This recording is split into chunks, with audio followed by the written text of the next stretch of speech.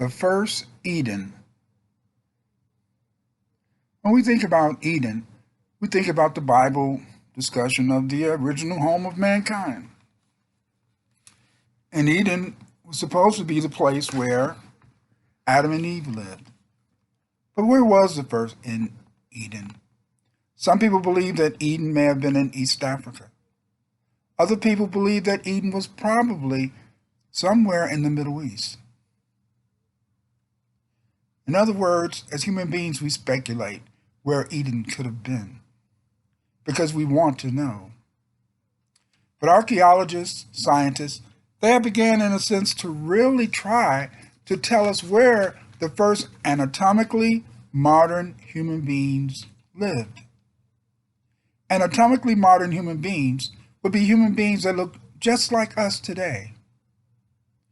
And where was this first Eden?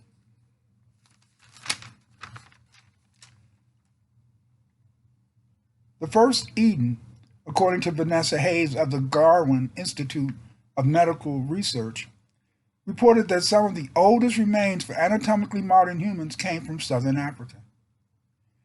This leads us to believe that this was the first Eden for human beings. Yes, the first Eden for human beings was probably in southern Africa. It is interesting when we think about southern Africa because many ancient cultures originated in southern Africa and spread throughout the world. This is especially true for the Aurignacian culture of Europe, and also, in a sense, other cultures.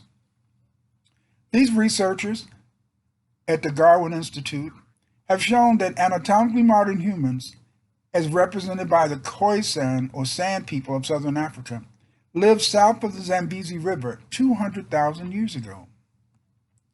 This Eden, they believe, was situated near the Makgadikgadi Okavango paleo wetlands in Botswana. When we say paleo wetlands, that means that this was an ancient area which was wet that is today dry. Today, this wetland no longer exists. Here, there was abundant plant and marine resources for the people to eat.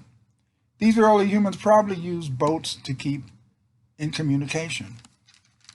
At this time, there were megalakes across Africa.